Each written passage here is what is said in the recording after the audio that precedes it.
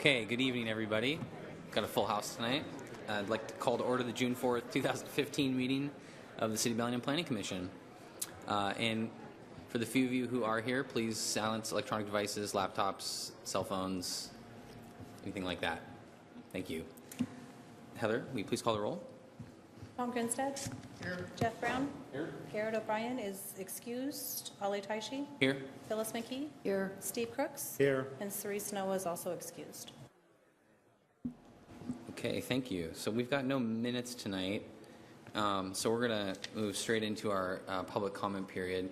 Public comment period is an opportunity for anybody here to speak about anything other than the topic of our work session tonight, which is the Critical Areas Ordinance update. So if you want to make a comment about anything else, now's your chance. 3 minutes at the mic. Clayton, come on down.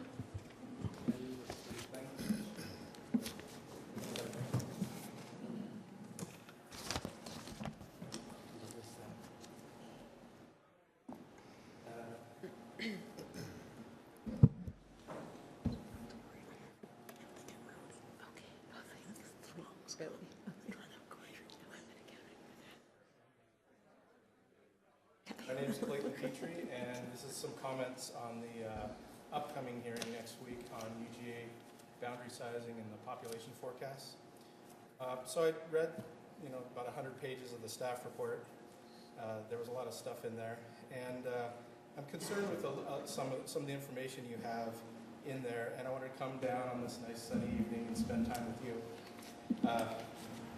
So the Planning Commission, you guys, the City Council, County Planning Commission, and County Council all voted to use a number that matched almost exactly with past and expected growth in Bellingham. From the proposal that you voted from, I want to read you a quote. It says, quote, Bellingham's proposal is consistent with past trends. The city has averaged annual growth of 1527 people per year over the last 20 years. The Burke High allocation is closest, 1562 people per year, to the past growth rate. The Burke medium allocation forecasts a much lower growth rate for Bellingham, 1235 people per year. During the first 7 years, the first 35% of the planning period, the original planning period, Bellingham grew at an average rate of 2,130 people per year. And I didn't put it on the chart because it kind of blows the chart up, but if you were to apply it to the OFM high, it would be 2,600 people per year. So, but that wasn't super useful. Anyway, so it's pretty amazing to me that without some sort of new vote or anything, that staff is advocating pretty strongly to drop this number pretty down to here. And I don't really see a reason for that. I think the difference in what typically happens in Bellingham, I think Greg said it happens like clockwork to you last time, as long as we're not in the middle of a recession. I'd like to know why, other than, because you guys all advocated pretty strongly for this number that all seems to be pretty reasonable to me. And anyways, so, and I have another chart for you on top of that. This was made by county staff, and as a whole, Whatcom County always grows faster than OFM medium, or always has under all three different projections. Compared to 2010, Whatcom County grew at about the high projection from 95. That's like Everson, Nooksack, and Blaine put together that we missed. I mean, it's a big number. About 30 seconds, Clayton. It's just really important stuff that you shouldn't just kind of say, well, I don't feel like working on this, so let's just drop it, or whatever. The growth that Bellingham doesn't entice into the city, it goes on the resource lands, it goes on our watershed, and Bellingham just plays a super important role in attracting people to urban environments. A lot of people would like to live here.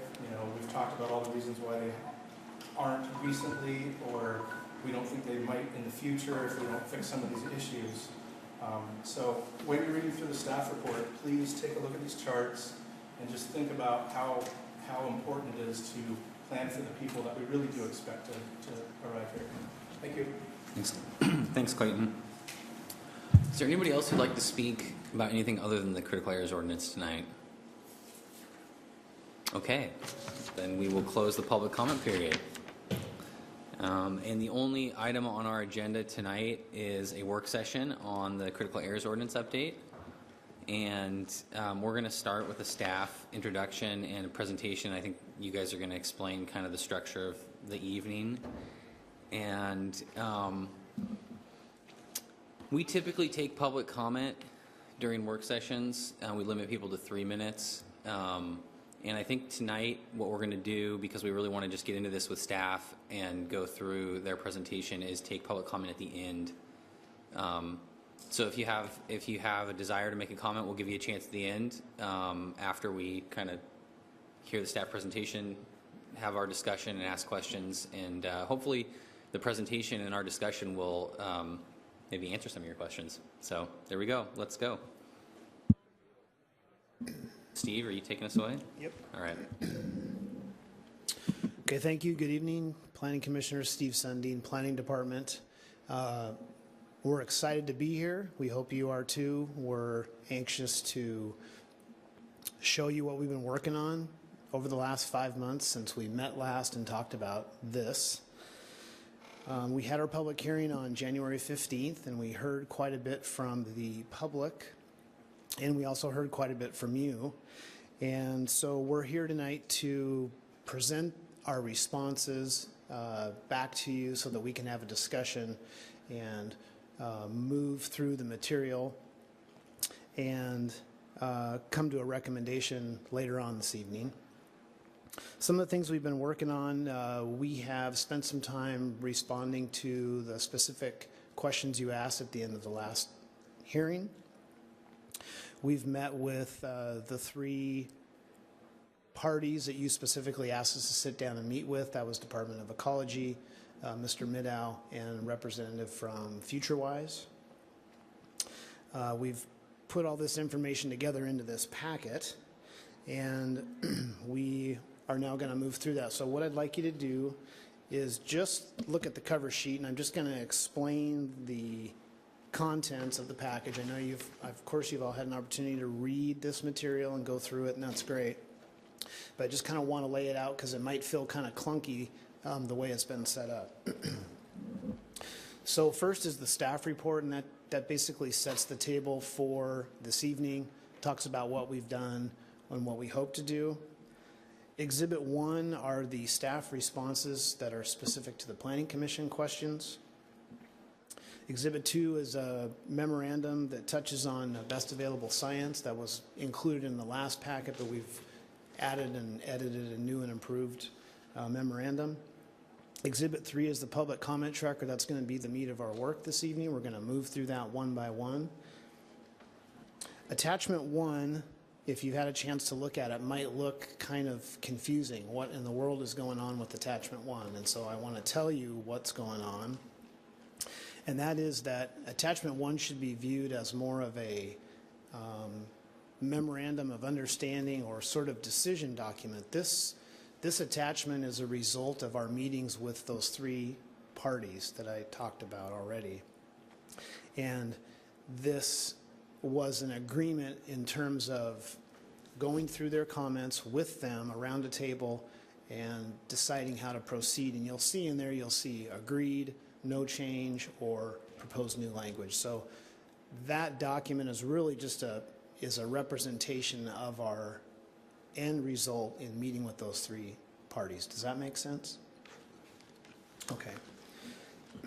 Attachment 2 is the recommended changes, and these are not in track change. They are just in what we think would or has addressed the concern or the issue raised. So this is just proposed language. It doesn't mean that's how it's necessarily going to end up, but we wanted you to see specifically how we have addressed those things. And we'll be referring to this as we go through the comment tracker. We'll take little side trips over to this document and look at those specific sections.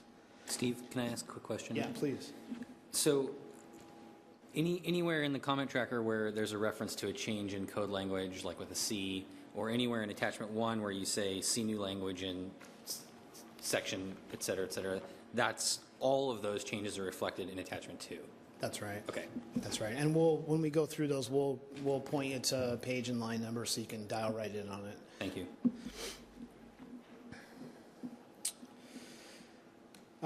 So what we're going to do, so that's what we have, and then real quickly the sequence is I'm just going to talk about the staff report for just a minute because there's one little nugget in there, and then we're going to go through, and we may touch on the memo about best available science. Then we're going to go through the commission responses, and then we're going to get into the comment tracker. When we get to the comment tracker, what we'd like to do is move through each item one at a time. Item 1, and if you have an issue or a question, just raise your finger, and then we'll address that at that time. If nobody has anything to say about our response in that comment number, then we'll just cruise on down to number 2, and so on. And occasionally we'll look over at attachment 2 with proposed language. Okay, so does that all make sense? Does that seem like that's going to be smooth and efficient? Thank you. Okay, good. So real quick, the staff report, the only thing here that I really want to highlight is in section 3, we talk about environmental review and SEPA specifically. Once upon a time, we issued a SEPA determination on our proposed changes. We expect that when we're done tonight, we'll have a bunch more to make. And so when we have those directives from you, we would then go and prepare an addendum to the SEPA that says, hey, we've done this amount of work, here's some new changes. We'd recirculate it so that people have an opportunity to comment, and we do that before our next, before the next public hearing, whenever that is. So that's something that we need to do to account for the changes, and people need to have a crack at it in that regard. Okay, so now turning to page 3 in your packet, we're now on Exhibit 1. And I'll just move through these quickly. If you have questions, please stop me and we'll have a discussion. How's the scope of the CAO update determined? This was something that was put on our work program some time back, and staff had identified several things within the CAO that needed to be fixed. And as we stated in our first public hearing, those amounted to incorporating updates necessary by the state, the feds, incorporating or clarifying unclear language, and doing what we could to streamline project review. And this was the scope that was identified at that time. At no point did we discuss modifying buffer widths or mitigation ratios or any of those kinds of things, because we recognized that that was a bigger piece to chew, and we felt like those things were going to provide the most benefit to the community and to people who use the CAO. Yeah. Yes, go ahead. So I had asked that question originally, and one of the reasons for asking it was I realized there were a lot of different alternatives for how broad a scope for the review to be, and I was just curious about whether council had made a determination that they wanted to do a fairly contained technical update, as opposed to, say, for example, the quality assurance, quality control discussion that we've had repeatedly about, okay, so here's our current CAO, here's the outcome of it, this is where it's done well, this is where we've had degradation or something else, and so let's go back and look at it. My understanding is that wasn't done, this was a technical update, and I just want to be clear about that was what council directed staff to do, or how did that come about? This was a staff-directed, department-directed proposal, and council didn't come in and advise us to update this. So this was our own recognition of, we have some parts of the CAO here that are broken that need to be fixed. Okay, thanks. I just wanted that clarified. Okay. Scope of the county CAO update. We did meet with the project manager, senior planner Cliff Strong. We spent some time talking with him about what they're doing, because that came up repeatedly at the public hearing. After spending a about an hour talking with him about their project. It is very similar to ours. They are instituting or proposing to do a lot of the same things that we are, federal updates, clarifying language. They do have a citizen advisory committee and a technical advisory committee helping them out with certain elements. They have a broader range of issues. They have critical aquifer recharge areas and agricultural lands that they're dealing with that we don't have here in the city. So there's a broader range of issues. On its face, their process is very similar to ours. Why is the CAO being processed before the update to the city's comprehensive plan? The GMA does not require that plan review and update is started or stopped or halted for anything else unless there's some type of moratorium that's placed. So we are continuing these tracks. They're going down the road simultaneously. It is our responsibility as part of our job and what we do in the planning department to ensure that the various programs that are moving through, the comp plan update, this update, subdivision ordinance redo, the ADU ordinance, that those are all consistent with each other. We're required to do that, but we are not required to stop one process or three processes while another one moves forward.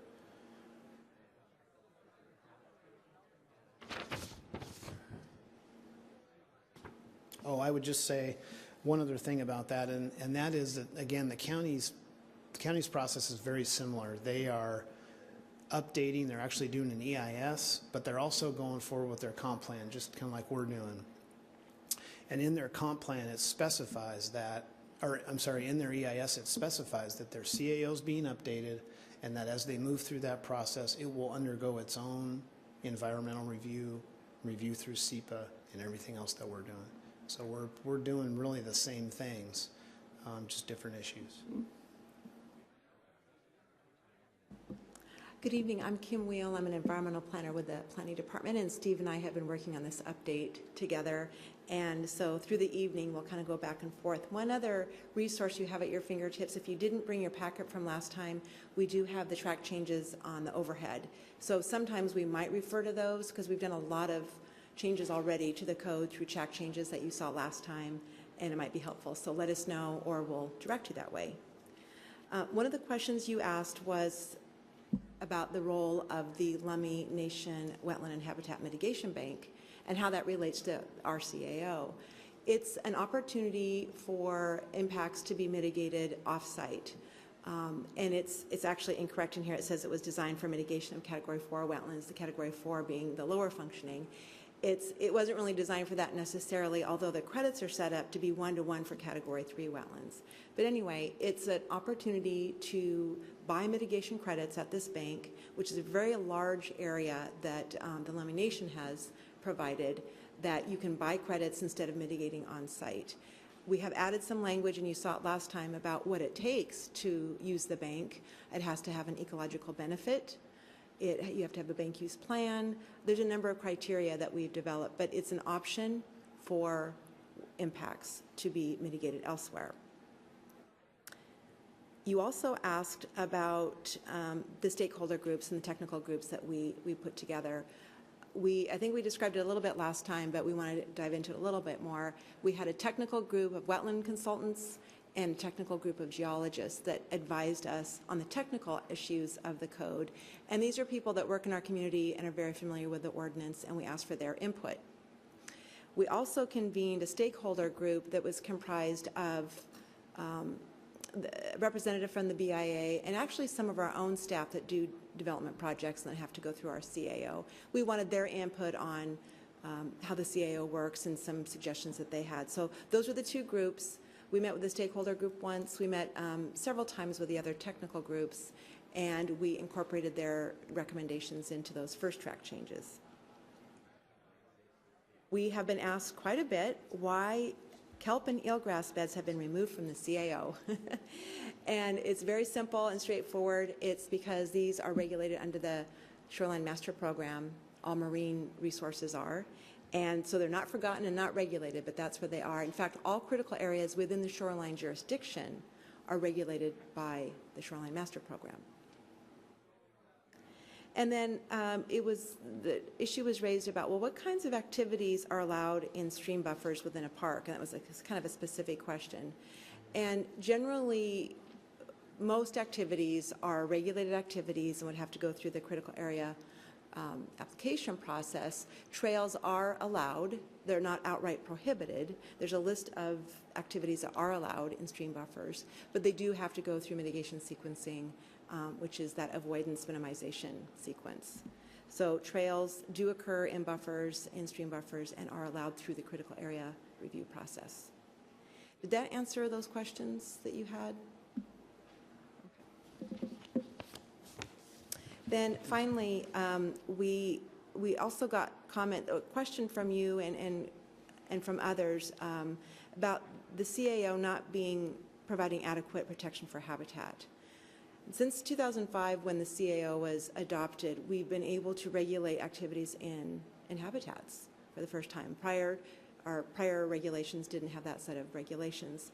And so for about 10 years now, we've been able to regulate habitat conservation areas, which include all streams, all water bodies, freshwater water bodies, and priority habitats and species, any listed state or federal species.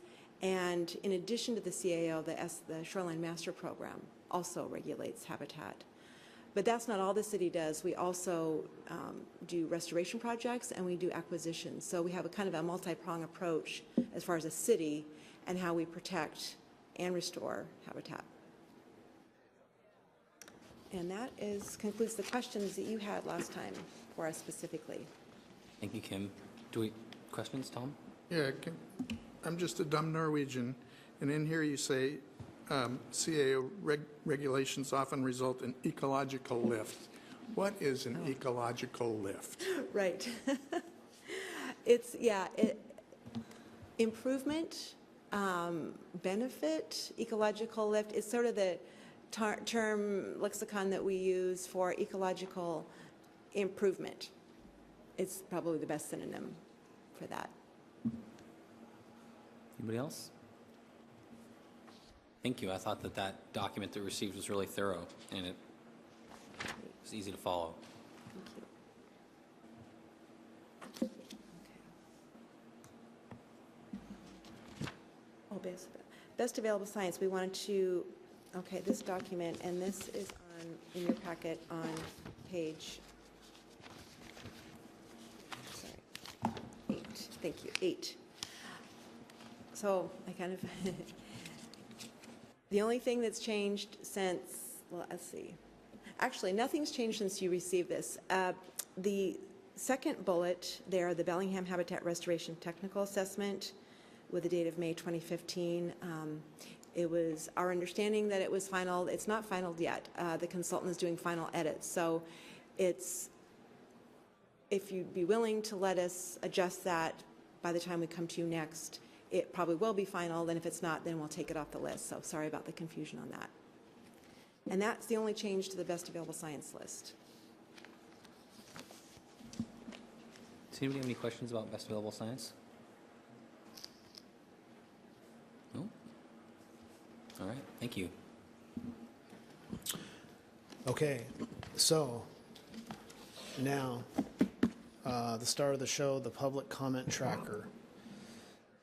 We love these because it's a nice synthesized way to talk about the comment, respond to the comment, and then you have the opportunity to provide us some direction.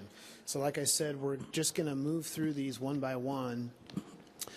I'll just say the comment number, and if no one has any questions or doesn't raise their finger, then I will just assume that the response we've provided is adequate, and then we'll go to number 2.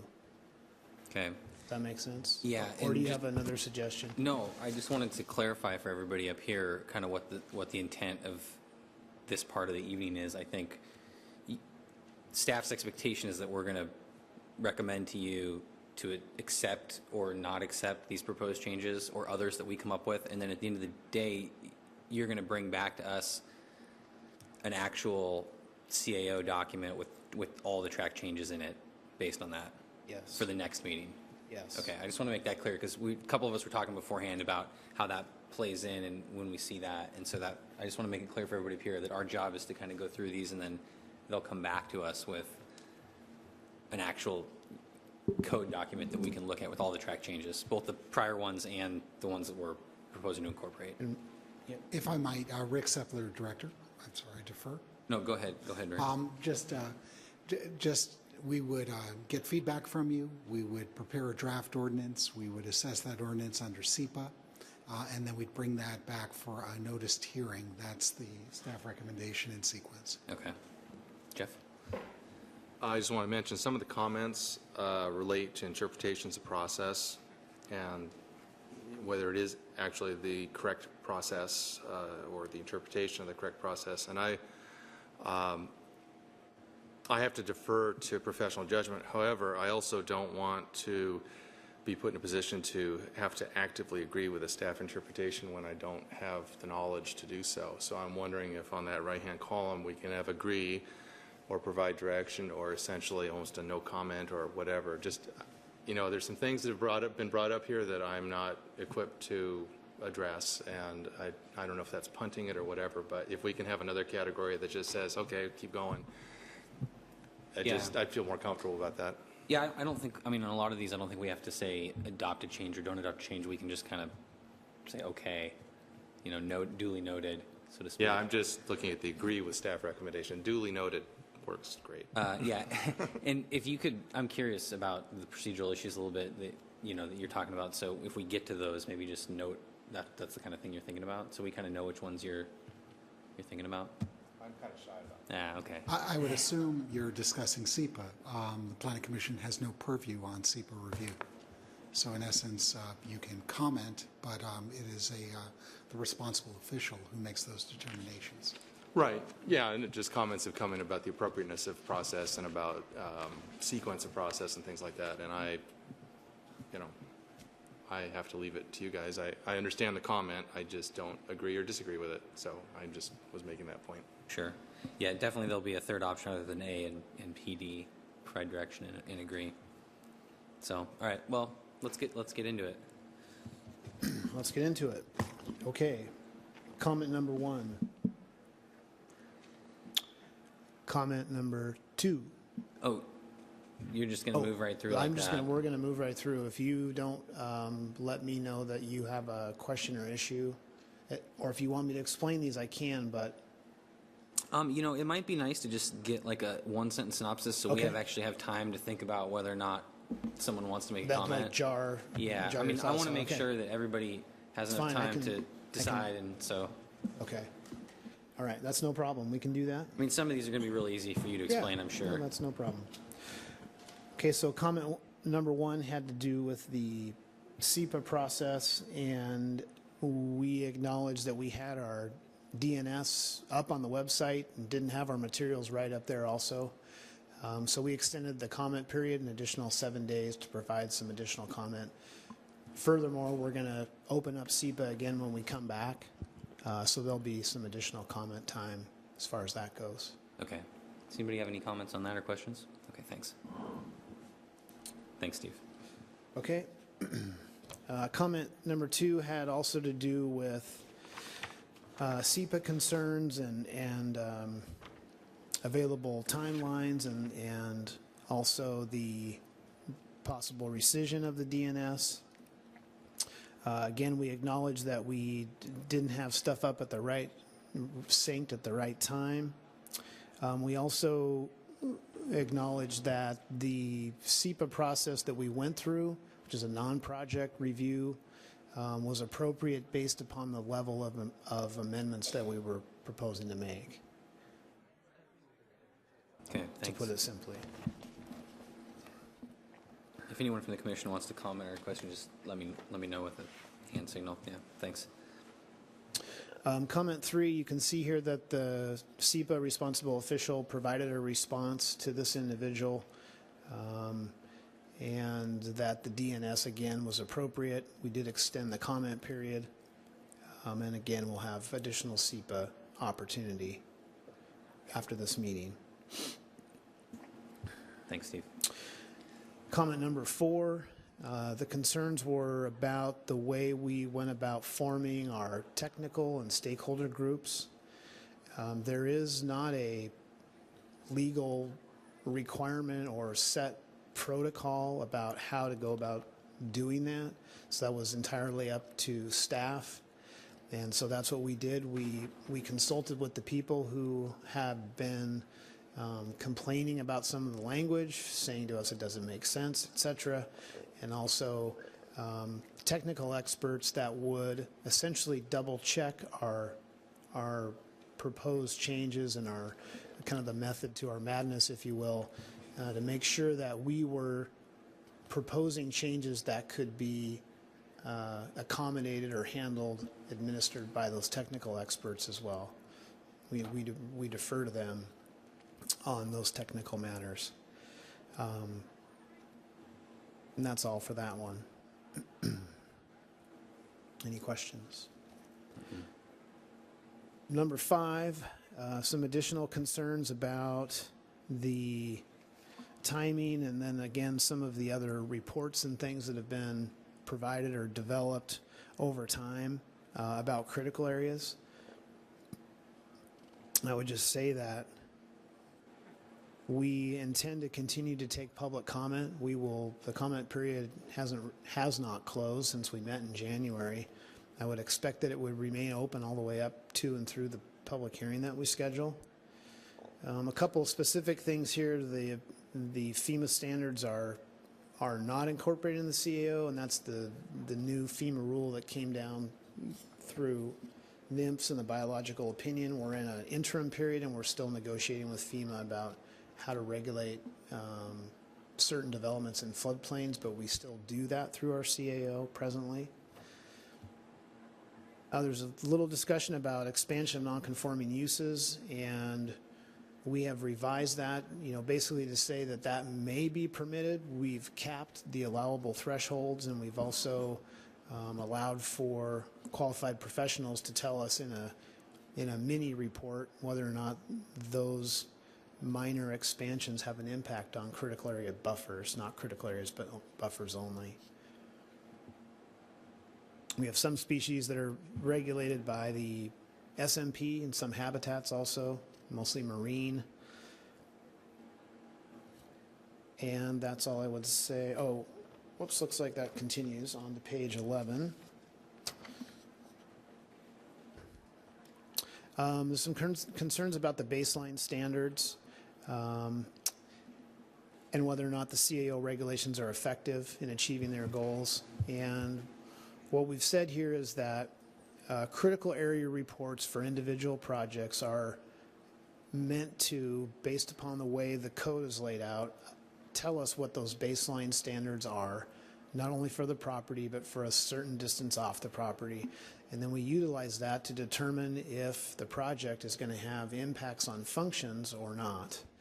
And we rely on those critical area reports to provide us that standard or that baseline. And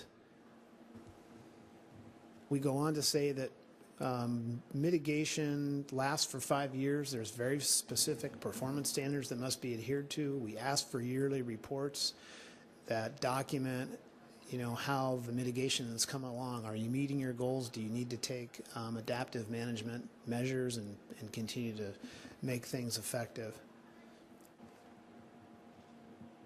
And that's all I'll say about number 5. Any questions there? No. Kind of a lot to chew there. Thank you. Okay. All right, so number 6, the Department of Ecology has generally been very favorable and supportive of the CAO. We regularly work with staff, we take courses from them, we have a good working relationship. In January, they expressed some concerns that we had not incorporated some of their changes. So I'm going to talk about that on comment number 21 because we actually met with them since then and were able to address each of their points. So I'll come back to that. Sounds good. Okay. And then comment number 7, this is just a local wetland biologist with Northwest Ecological Services who was supporting the changes in the code.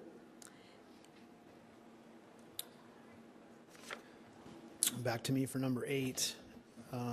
Concerns here, there's multiple multiple items, including starting the process over so that public process can meet the requirements of GMA, incorporation of LID tools, more restoration science, and conducting another inventory or assessment of our critical areas. What we've said here is we've complied with the GMA process for code updates and regulation amendments to the T. And we also, here we go. Oh, I'm sorry. I was looking at page 5 when I was talking about the comments. Sorry, I got myself mixed up here. Flipping the page, number 12 to page 12, the concerns continue. And again, it's a concern about the stakeholder groups, the public not being able to participate, and also the timing in regards to the comp plan process.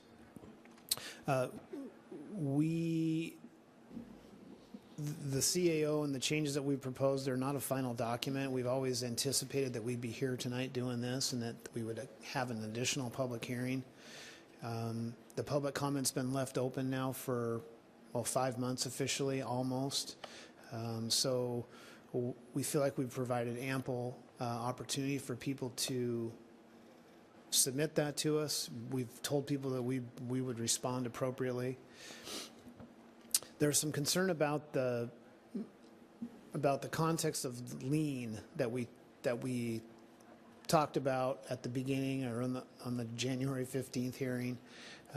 Maybe we wish we hadn't, but the fact of the matter is the department and other city departments have been going through our processes, how we review things, how we approve things, can we make things better? And this effort included an exercise similar to that. There's got to be a better way to administer this program, we told ourselves. And so we went through this with that cutting the fat in mind, but still upholding the protection. And so that's kind of the context of how we utilize that, and hopefully that addresses concerns that were raised in that regard.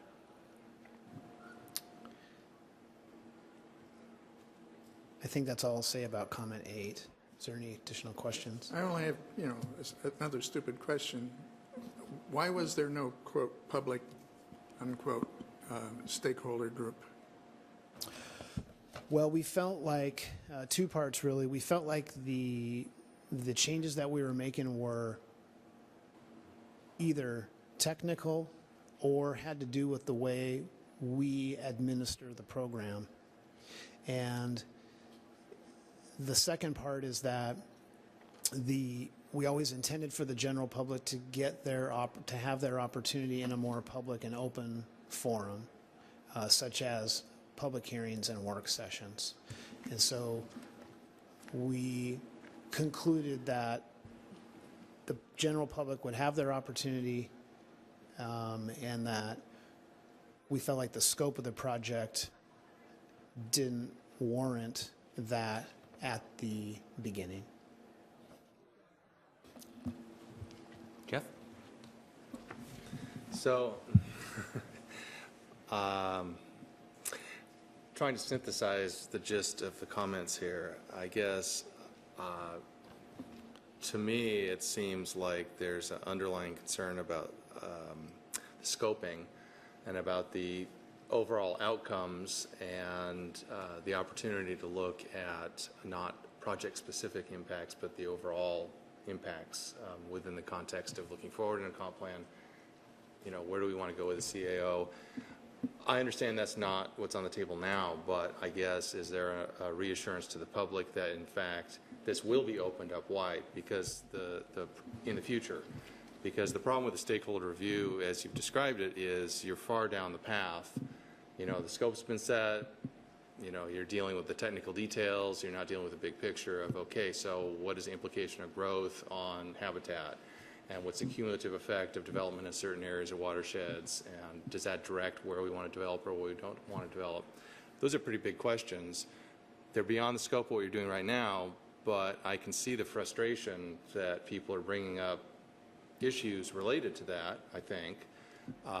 So are you in a position to say, yes, in 5 years, this is a little tweak of the CAO, but in 5 years, the next comp plan cycle, there'll be the big picture question of outcomes and how we're doing and whether we need to retarget the overall scope of it, or is this going to be a continuing technical process next time too?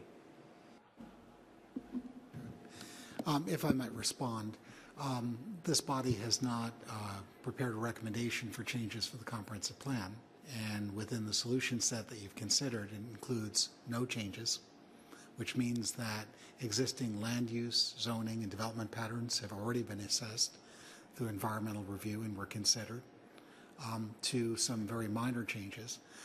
It's the scope of the changes that are anticipated to change that warrants the scope of the review. And you have a very strong environmental record in the creation of your comprehensive plan that includes multiple environmental impact statements that assess the efficacy and effect of land use, zoning, and regulations cumulatively and comprehensively in their application. So at this point, we approach this, as I understand it, looking to make the very narrow fix. Consistency with the growth management requirements are fairly limited. Just ensure that your ordinance has been kept current with best available science and that your regulations are current with currently adopted regulations. That's the approach that was taken. Others could have said this is an opportunity to reassess the suite of regulations we had dealing with critical areas and other systems. That was not selected. So I guess at this point, it's dependent on the scale of review will be the proposed changes you have. It is good practice to think that if there are significant changes that occur, we will have to broaden review in the future.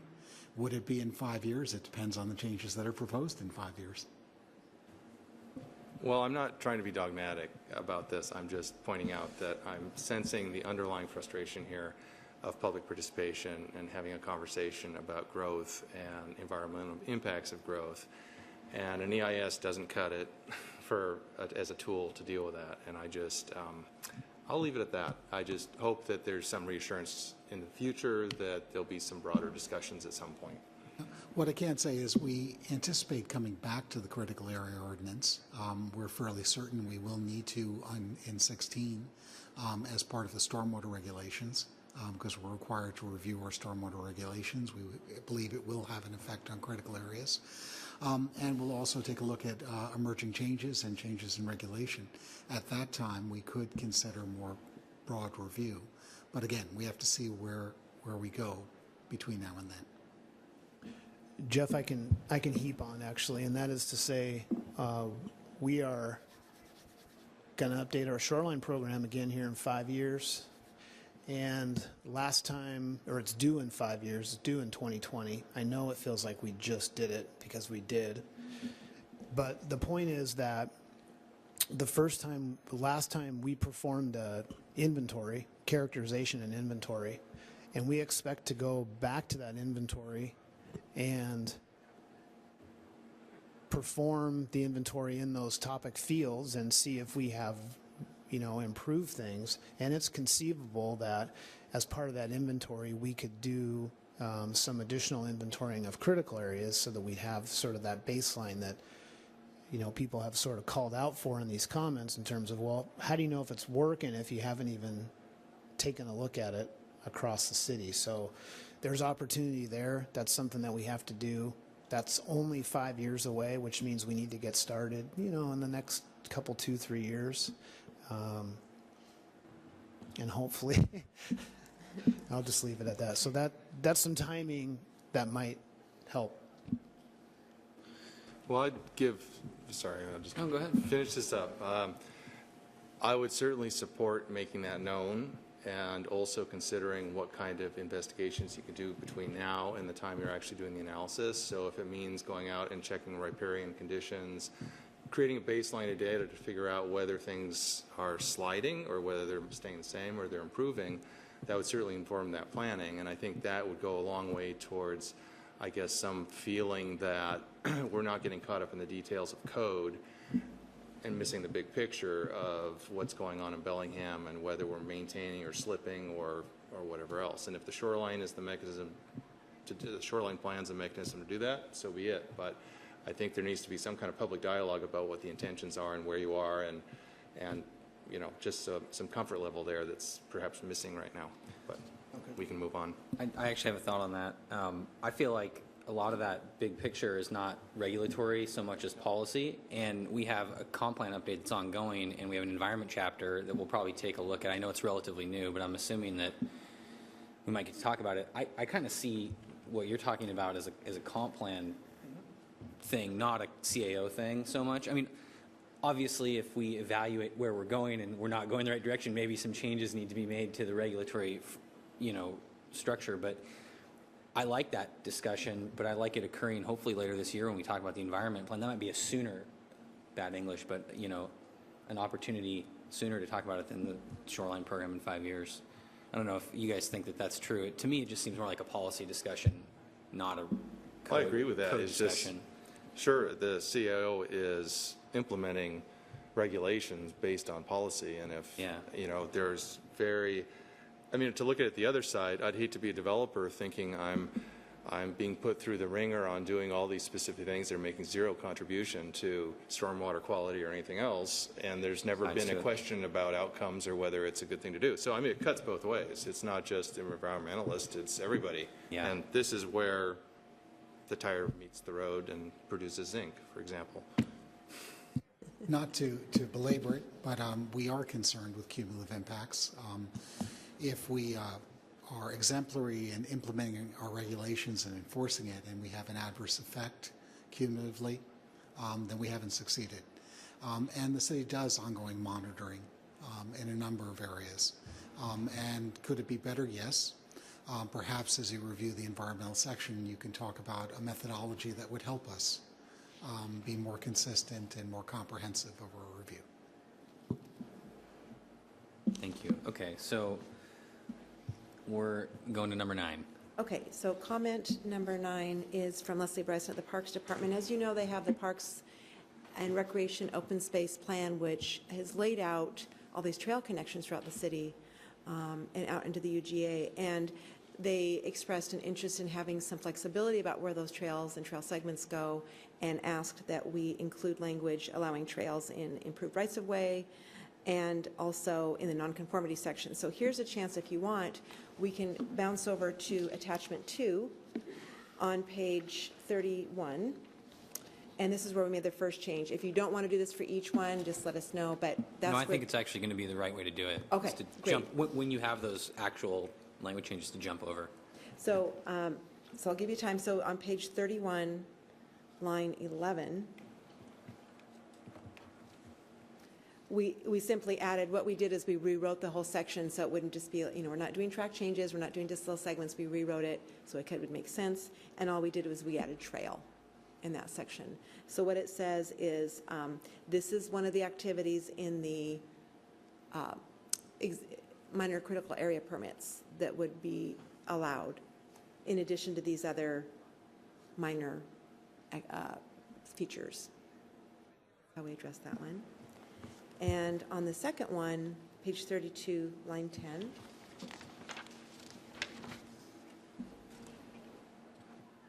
we also added trails in the nonconformity section. We're going to talk a little bit more about that.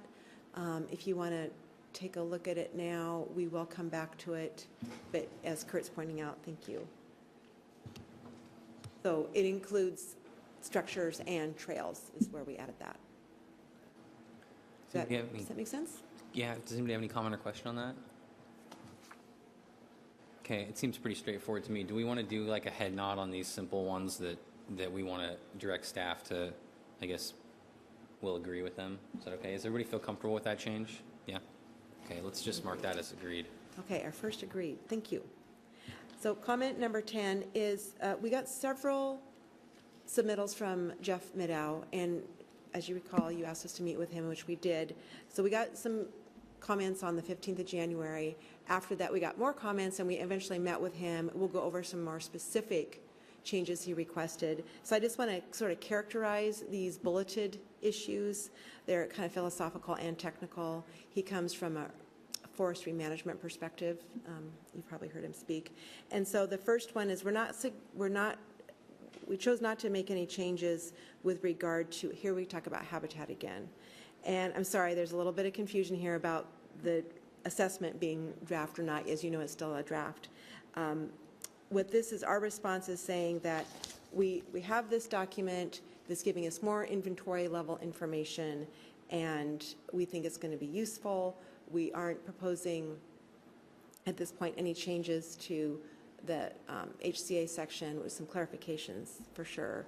So that, sorry, I'm kind of summarizing a number of the bullets here, but I want to get to our responses. So we don't have any changes there.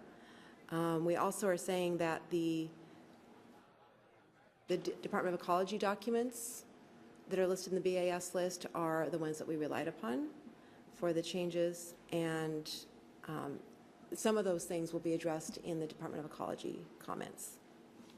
We are suggesting one change, so now we're on page 13, kind of midway down, and that change is found on page 34, line 23.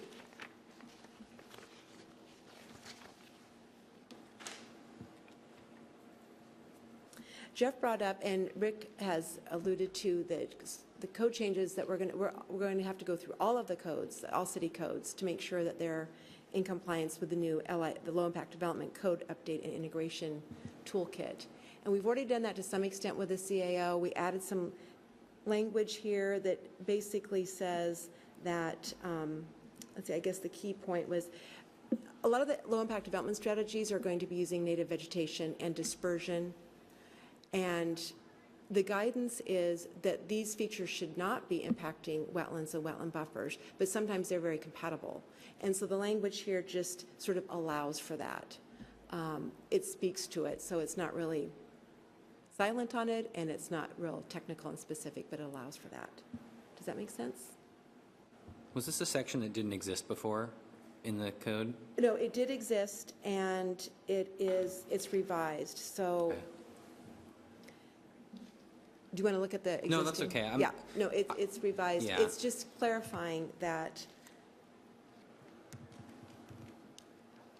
sometimes when there's buffer enhancements to a buffer, it can be used for the buffer enhancement requirements and the stormwater requirements. Mm-hmm. But we're going to be looking at wetland hydrology and other functions of the wetland to make sure they're not impaired as a result of that. Doesn't change anything else. So most low impact development methods are more natural. They're infiltration or dispersion. They're not facilities so much.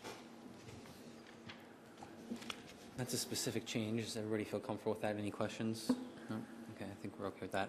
And just to clarify again, because sometimes it's tough to conceptualize this change without seeing what it looked like before. So when we get the public hearing, we'll actually see this proposed language and the stricken language. So we'll be able to actually look at like how it changed.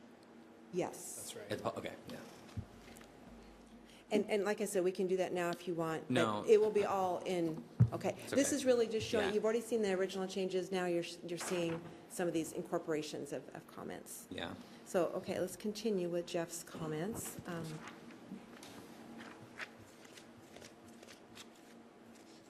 We've had some past habitat assessments. A lot of people refer to the Isinger, the Nikita 1995 or the 2003 wildlife habitat assessments, and Jeff is bringing those up.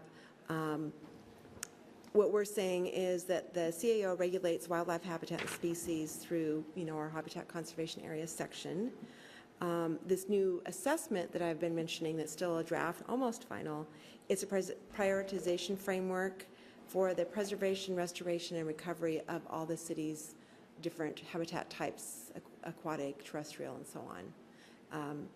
It is not a regulatory document, but it's more informational. It'll help us prioritize where is the city going to do some of our own restoration projects, where should private projects go, so that we have some method about it. We look at kind of the bigger picture like Jeff was talking about a little bit.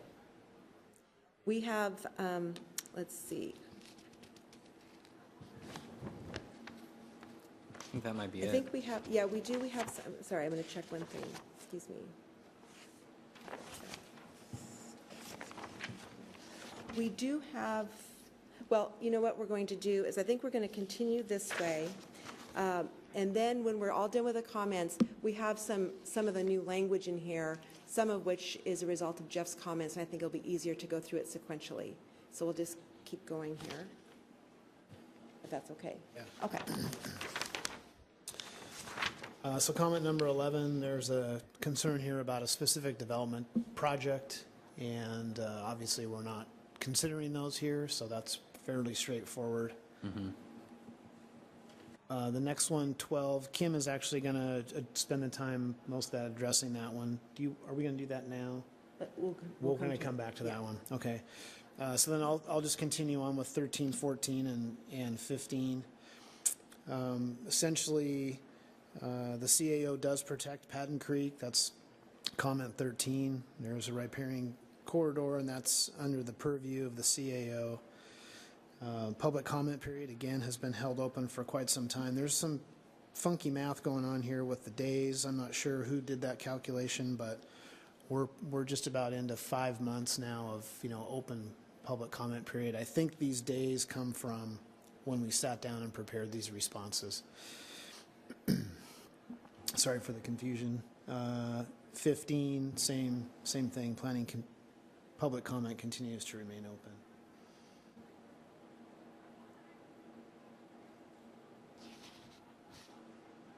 Thank you. So comment 16? Okay, comment 16 from Paul Pittman. Let's see. He's made several comments. The first change we're proposing has to do with just clarifying if there's damage, it'll be restored or otherwise mitigated for. So on page 30, line 11, sort of mid-paragraph there, we just added the language, the party responsible for the violation shall restore or otherwise mitigate for the damaged area. A lot of our changes are this nature, just sort of clarifying, offering a little bit more depth to the regulation.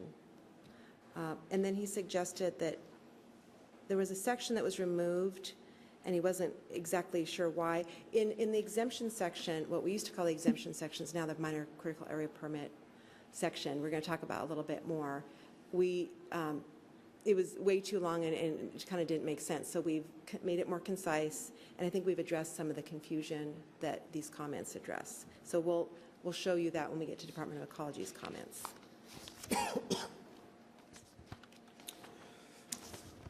And on page 15, continuing, we added some other new language, page 31, line 43, to add soil borings as part of scientific research.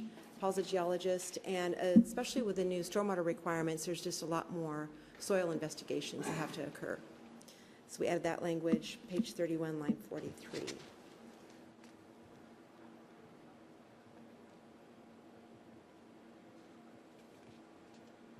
And the next comment he had, there was no change.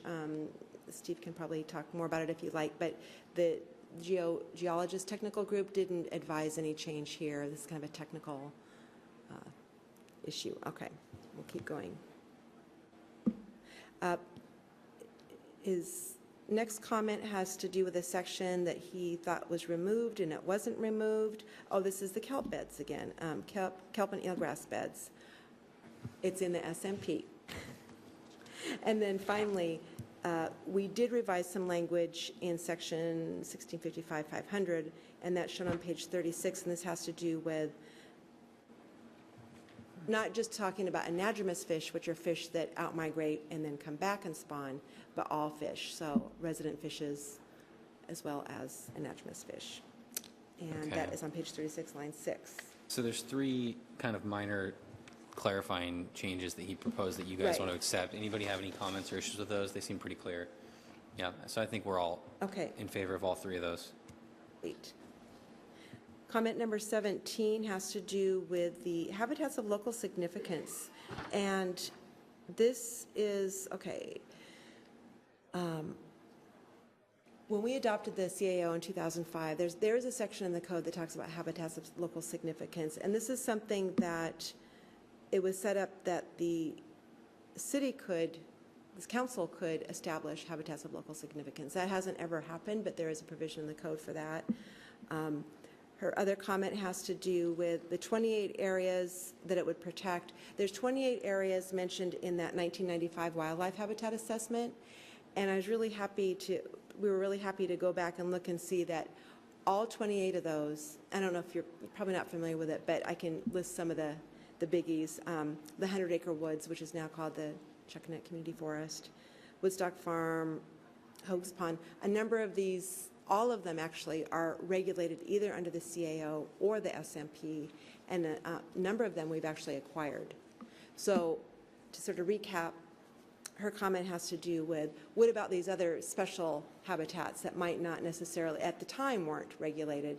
Now they are under the CAO or the SMP, and we have acquired some of those and restored some of those, but all 28 have been addressed. Are those going to get picked up in the draft habitat plan too?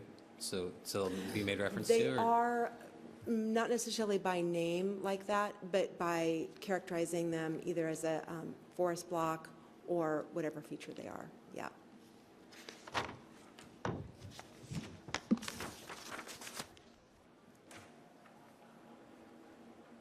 So we just make some more comments about the habitat assessment and the role that that will have, and it's a prioritization framework.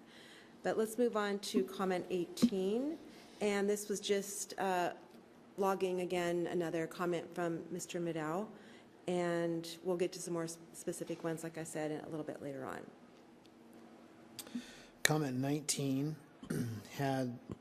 comment 19 expressed concerns about mitigation and the usefulness of it and the measurement of ecosystem function, and we said this earlier as well.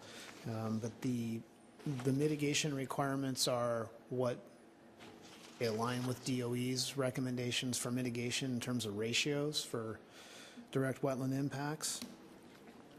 The CAO is not an inventory, obviously it's a development regulation, but we do require the qualified professionals, again, on case-by-case basis, parcel by parcel, for better or for worse, to provide us that baseline information so we have a good understanding of what is going on presently.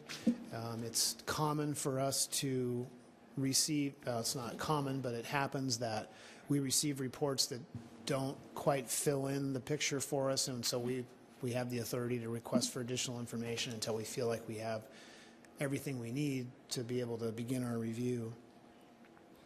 And this is a repeat also, but as far as mitigation is concerned, we require 5-year monitoring. We require reports every year. They're an update in terms of how the mitigation is working. We ask for financial sureties to cover the work if people walk away. And also we require conservation easements nearly 100% of the time on wetlands and wetland buffers, creek buffers, et cetera, that occur on private property so that we have those protections in place for all time. Any questions there? I don't think so. Okay, comment number 20 is just Susan Kahn, who had made those comments about habitat before, just said she appreciated the additional review time. And then comment 21, this is where I will ask you to, we'll be looking at attachment 2 quite a bit because we did make some changes based on Department of Ecology's comments. And this letter that we got from Department of Ecology is in your packet, but we've summarized here, starting on page 17 in the comment tracker, what they said. And there will be one section in the track changes that we might want to look at in just a moment too, to refer back to.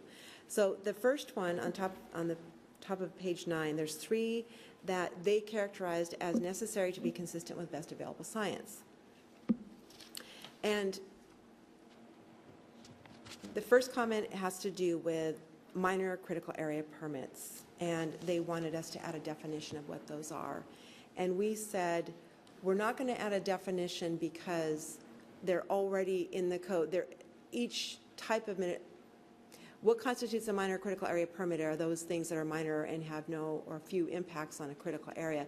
But each one is also listed. So, for example, there are scientific investigations, there are hazard tree removal, There are fish habitat improvements. Those are all in the code now.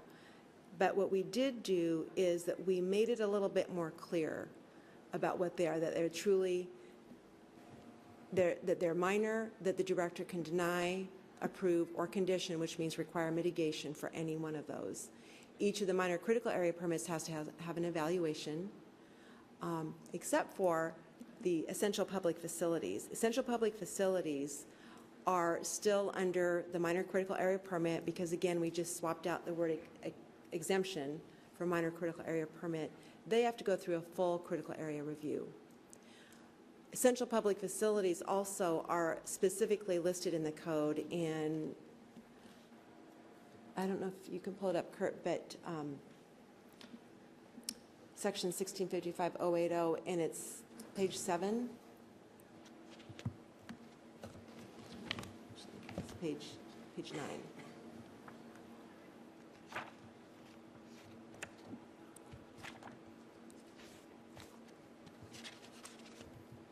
I'm talking really about the first 2 points sort of together.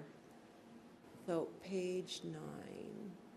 Actually, let's look at page 8 could be an example as well. 8 out of, yeah. Just so you have an idea. So those things that are numbered, let's start at the top, something like modification to existing structure, activities within the approved portion of the right-of-way, we just talked about that. These are the defined minor critical area permits that we're talking about. And you don't have to go back to it, but in the beginning, we sort of qualify what that is. And then if you go down to page 9, scrolling down just a little bit, Steve, we start looking at the essential public facilities.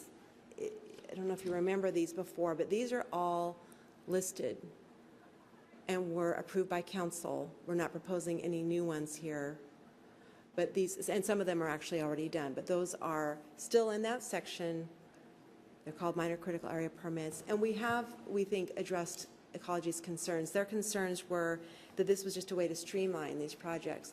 All these projects on here are highly regulated by all the agencies that you can imagine. So pick anyone, Padden Creek Daylighting, Army Corps of Engineers, Department of Fish and Wildlife, Department of Ecology.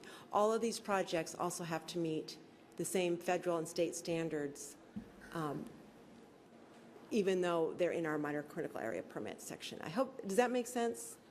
We were trying to address their concerns about minor, what constitutes minor, and what constitutes an essential public facility, and the process for review of those. Yeah, the essential public facilities, that list was approved by council. So the new language, if I can direct you there now, on page 30, attachment 2.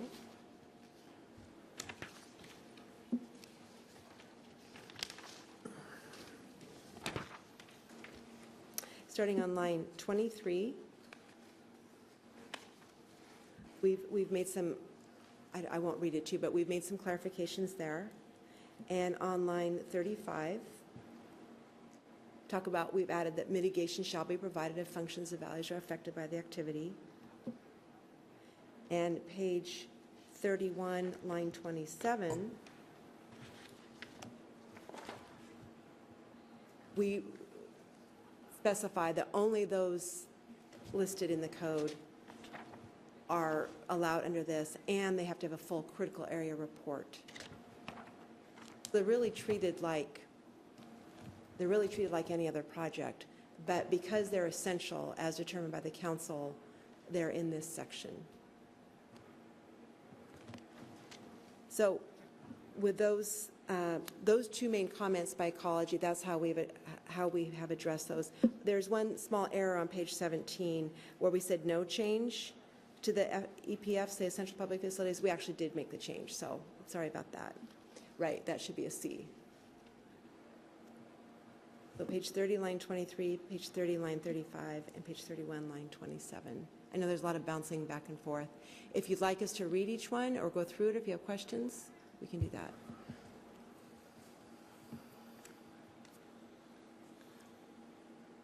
anybody have questions on these two? It's really the first two items. The first two so far, right. And we'll get to a few others here. Okay. Okay? Any questions? I think we can move on to the next one, and everyone's All right. okay Great. with that. And keep in mind, this is just our approval of this is not an approval of it. It's just an approval for them to add it into the document that we can then look at later. So, don't feel that we're committing to any of this stuff. Just want everyone to feel comfortable. Thanks for the clarification, because Just, I think in you the know- context of the other changes that have already been made, that you've reviewed, it will make more sense. Yeah. Okay. We're just trying to show you the comment and how we've addressed it. So the third one is, it is a little bit different. It's, Department of Ecology said that if we exempt Category 3 and 4 wetlands of a certain size, we're not consistent with best available science. In the code right now, we do. We say wetlands under under 4,000 square feet that meet certain criteria are not regulated by the city. And Ecology said that, no, that's not consistent with best available science, even though we've been operating this way, and they are regulated by other agencies. So we have made the changes to be consistent with their guidance, which, let's look at that. I definitely want you to see this, because this is, a little bit bigger change. It's on page 33, line 16.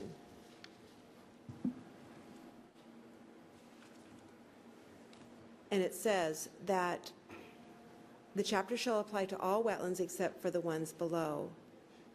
And the ones below are the small Category 3 and 4 wetlands. Let me back up. These wetlands are still subject to the CAO, but they don't have to provide buffers. You don't have to go through mitigation sequencing. You do have to mitigate if they're impacted. So before, they were not regulated by the city.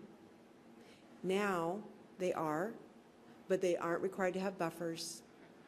They aren't required to go through mitigation sequencing, which says you've tried to avoid and minimize. If they're filled, you do have to provide mitigation. And this is exactly verbatim what the DOE guidance has provided. Jeff? So do you have an idea of what the impact this will be in terms of casting a wider net on development permits? It seems like you go from 4,000 to 1,000, that could pull in a lot of extra projects that aren't currently under that purview, and is that impact that big or not? Yeah, that's a good question. There weren't really that many that were exempted, because what you don't see is the existing language, and it only exempted small wetlands if it didn't meet certain criteria, if they weren't part of a mosaic or if they weren't associated with a stream. There was certain criteria, so there weren't very many that fell through. In addition, they were all still regulated by either the Department of Ecology or the Army Corps, so they weren't being unmitigated, if that makes sense. We haven't done an analysis of how this will affect, either way, whether it's the resource or development potential, but this was one that the Department of Ecology said, you're not consistent with best available science, the way we were doing business. One thing, and I'm sorry I didn't get in here, but in the track changes version, we had also added language about amphibian habitat. And we are going to keep that in here, and I'm sorry it didn't get in here. If you want to take a look at that, it's on page, sorry, just let me. It's on 21. Let's see. It's on page, yes, thank you. Very good, 21. Kim, I have a question about that. The proposed language on pages 20 and 21, there's two different kinds of exemptions. There's exemptions for wetlands less than 1,000 square feet, and then there's this Category 3 and 4 wetlands between 1,000 and 4,000 square feet. Right. May be exempt if they meet these following criteria. Are we eliminating that entirely? Yes, those are, so this is all new language. Yes, those are eliminated entirely. Okay, so from now moving forward, anything above 1,001, there's no option to get it to be exempt. That's right. Okay. And so you'd be accounting for buffers and mitigation sequencing for like a 1,010 square foot Yes, wetland, yes. category 3 or 4. Yes. Is that consistent with what, did that come from DOE? That is, this is exactly verbatim from the Yeah. guidance, I yeah. mean, that in seems the to me to be guidance. present a bigger issue for what Jeff brought up, is like, how many does that pick up? Because there's a lot of 2,000-3,000 square foot wetlands out there on properties that have, if they have buffers, have 50 to sometimes even 80-foot buffers and eat up a lot of property that might have really low value. And so it sounds like this isn't to say you couldn't propose fill of one of those wetlands. You would just have to go through mitigation sequencing. Right, if it was over 1,000 square feet, showing that you could avoid, that you've made an attempt to avoid, and then minimize and so on. That's right, Okay. yeah.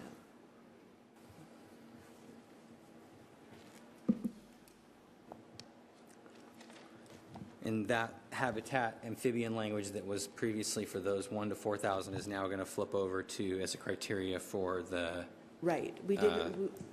didn't want to eliminate that. That was a suggestion from one of the technical groups, and from the wetland biologist technical group, and we didn't want to eliminate that since we'd already put it in. But I'm sorry, I just didn't get into this attachment 2. Do you- Any questions on this? Do you I don't wanna know. go I over a mean, little Jeff's more? comment kind of makes me nervous about that. I've had some experience with developments that have relatively small fill proposals from wetlands that are below 4,000 square feet, but bigger than 1,000. And I could see how it could dramatically alter the ability for a site to be developed. And mitigation sequencing is relatively subjective, so it gets tough to for me to think. I like quantifiable standards, and on something that small, I'm a little nervous about, going through mitigation sequencing and buffer, dealing with buffers. I don't know. Did staff have any concerns at all about how that might change the landscape of a project proposal that had 2 or 3 small 2,000 square foot wetlands on them? It's a change. It's a change.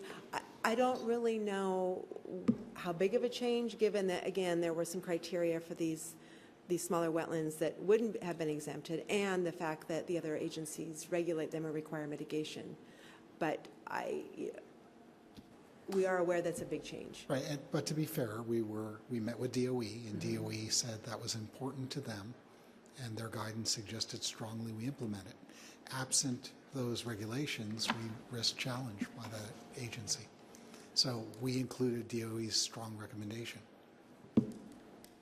Jeff? So this isn't necessarily a choice on the part of the city. And I guess the other question is this consistent with other cities in Western Washington? Good question. Is this something that they are turning the screws down and you happen to be the first in the hopper that has to deal with this, or is this actually something that's out there and Redmond and Mount Vernon deal with this already and it's not that big a deal? Well, good question. I know that Whatcom County has this language also. The guidance is from a 2010 document, Wetlands and CIO Updates, Guidance for Small Cities. So this is the guidance. The letter from Department of Ecology starts on page 107 if you want to take a look at it. But Rick is right. This is, they said this is what you need to do to be consistent with best available science. The challenge would be we could choose not to do it, and then upon appeal to the hearings board, DOE will say we're not consistent with best available science, and that will invalidate the ordinance. So I guess the sense would be we can certainly assess if other jurisdictions have found ways of modifying the language or addressing it in other means, but till that's proven, our best recommendation is to leave it in the ordinance. Yeah, I wasn't expressing an opinion one way or another. I'm just curious about how this is all playing out, so. Yeah, I don't want to, well, I mean, yeah, they've got the hammer, so I don't really want to push it. I guess I'm noting it because I'm going to be really curious how this plays out in practice when we have to address those kinds of fill proposals that inevitably will occur, because we have a lot of wetlands that are like that and in that size category. And so I'll just be curious, I guess it's like Jeff's question about evaluating how this thing works. We'll see what happens and how that rule change affects us as a city over the next 3 or 4 years. What I can say is in discussions with DOE, and there were a number on these issues, we raised questions. If when there was a departure between prior policy, we asked for explanation and guidance, and we assessed some. We were able to prevail and show that the intent was met in our existing language or in language modified. Others, as we're relating to you now, were fairly emphatic about the bar we need to meet. Thank you. And the opportunity still exists to propose an impact. You just have to go through mitigation sequencing to do so effectively. Okay. Thank you. Now, the next set of 2 or 3 comments from Department of Ecology are characterized by them as changes recommended by Ecology. So the first one is that they're recommending that the city require 10 years of mitigation monitoring, and we are not recommending that. The reason is that right now the CAO requires 5 years of monitoring and maintenance, and that has worked really well. We also require 5 years of a financial surety in the form of an assignment of funds or a surety bond. That is one of our, and we've mentioned it before, one of our best tools to ensure that the mitigation occurs so we don't have the loss of functions. We just feel like the additional 5 years, though it is required by the Army Corps on some occasions, is not necessary, and we'd be a little bit burdensome on applicants. Also, staff, it's a lot more tracking. We track at least 5 years now. If the performance standards aren't met for the mitigation, then we're tracking a little bit longer. But we think that the 5 years has worked very well, and we're meeting, and the performance standards, most importantly, are being met. So we're not recommending a change there. Top of page 18, Department of Ecology, similarly, just a recommendation, suggests that the regulated activities allowed in the buffers should only be in the outer 25% of the buffer. And we believe that the activity should be where it has the least impact. And sometimes that's not in the outer 25%, so we're not recommending any change there in our code. The next comment has to do with, they say, provide more criteria for what is meant by functionally and effectively disconnected from the wetland. And so let's look at that code language. Probably doesn't make sense yet until we read it. Page 34, line 33. Sort of midway down, probably around line 39, really, this is kind of the meat of it. And that is, we said, buffers may not include areas that are functionally and effectively disconnected from the wetland or buffer area by a public or private road as determined by the director. Functionally and effectively disconnected means that the road blocks hydrologic connection to the wetland from the upland side of the road, and it disrupts the life cycle of wildlife documented to be used in the area. So we provided more clarity on what that means. An example would be a good example, Bakerview, West Bakerview Road. There is a wetland next to the road, and it has a 150-foot buffer. Well, the road is really blocking the hydrology from that wetland to, the other side. So there's, and blocking, disrupting wildlife movement and such. So that's probably a pretty gross example, but in smaller cases too. Ecology recommends restricting over Category 4 wetlands and buffers. We allow up to a 50% reduction of buffer for Category 4 wetlands. These are the lower functioning ones. Ecology is recommending only allowing a 25% reduction. We think this has worked well. It gives some flexibility on site, but it also requires that the functions and values are protected. And we think that it's working, so we're not recommending any change there. And then almost the last comment here is the mitigation ratios.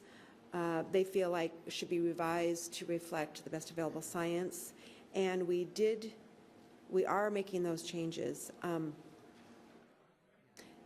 The code allows, right now, we have a mitigation table that says how many, for this, unit of fill, you have to do this unit of mitigation, depending on if it's creation or enhancement or what have you. And Our ratios have been a little different. They were ones that we came up with when we adopted the code in 2005. We are now going to adopt their table, which changes only a few of them, and I have a handout here. It's not in the packet, but we could hand this out. And we refer to it here as, somewhere. Okay, yeah, we could put it on the screen, actually, that'd be good. If you'd like to go over the changes, we can look real quickly at what this table looks like and the table currently in here. I'll point out a couple changes. Again, this was recommended by Department of Ecology, and it is also the same ratios that the Department of Ecology and Army Corps require. So the critical area reports we get in for projects are meeting these ratios, not the ones in our table. So for example, for Category 1 wetlands,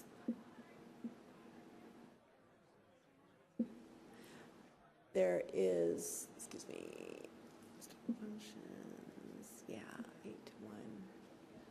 So instead of an 8:1 ratio, there is for the Category 1 wetlands, let's see, there's a 12:1. Hold on a second, the territorial wetland. Right, so right now in the code, thank you.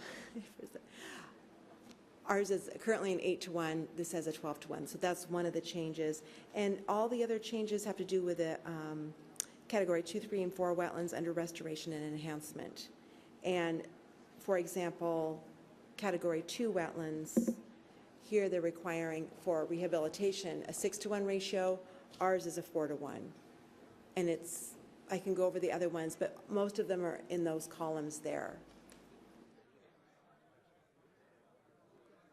If you want to see this, it's in your first packet on page 31.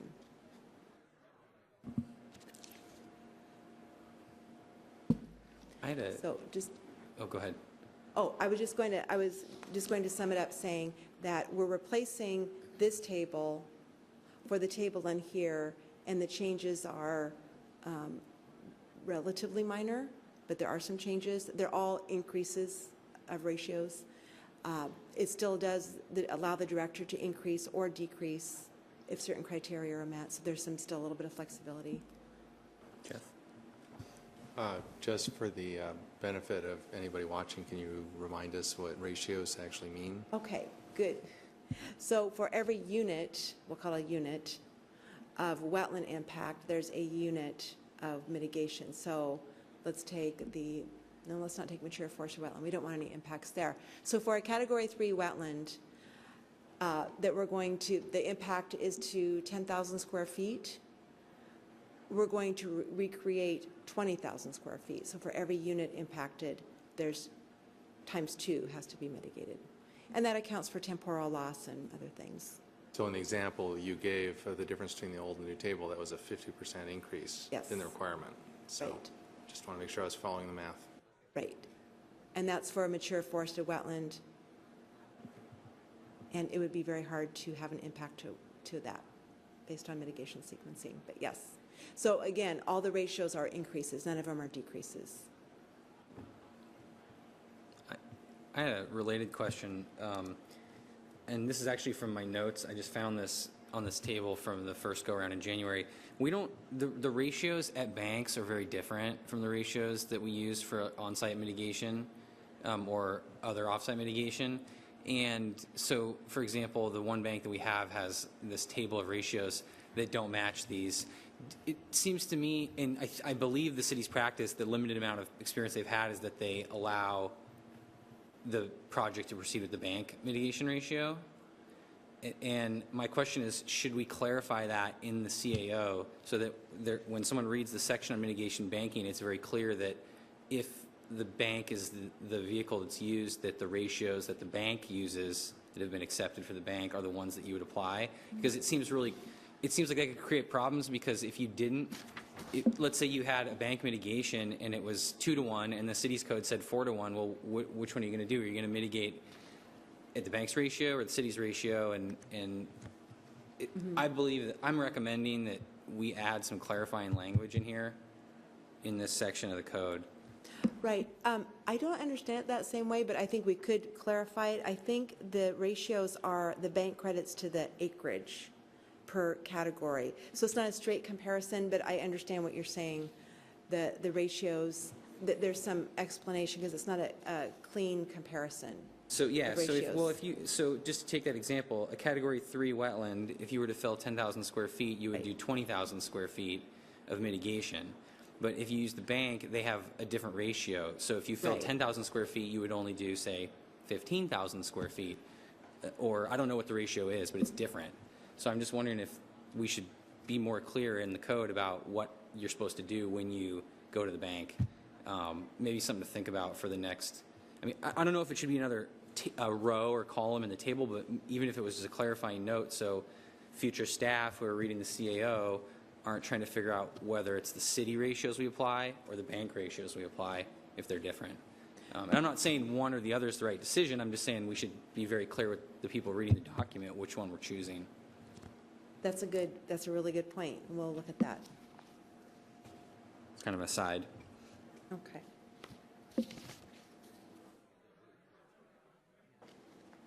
And the final Department of Ecology comment on page 18 is that they want a clarification when using the word rehabilitation to describe repairing a wetland. And so we did that. These are very specifically defined terms. And so on page 35, line 24,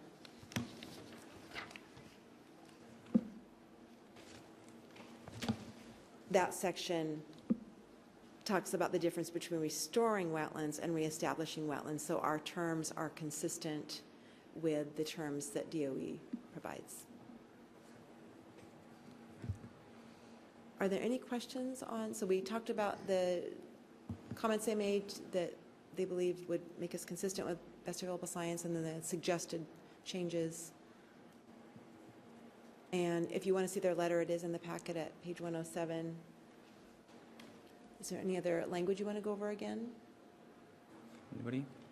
There's 9 specific recommendations. Does everyone feel comfortable with the direction the city's going? Staff has recommended on all 9? Yeah. Okay, I think we can Okay. assume that all 9 of those are agreed. Thank you. Plus your direction on the clarity language. Plus, yeah, I mean, that's just me, but I'd like you to consider it. Okay. Bottom of page 18 now, and on to 19, comments 22 and 23. Comment 22 is more discussion about the public having the availability and access to materials.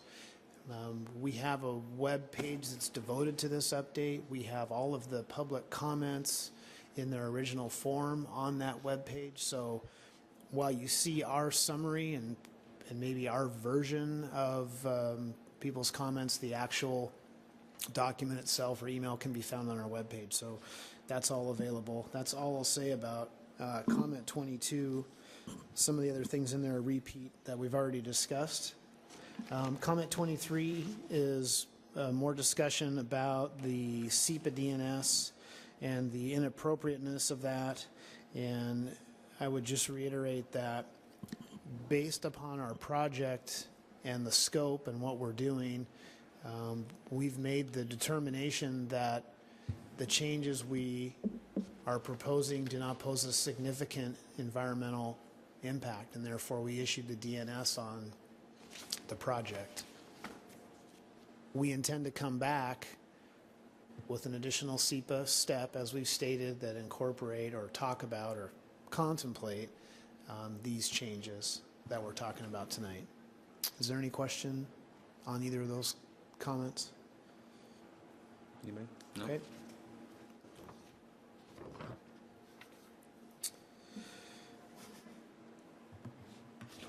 We'll come back to.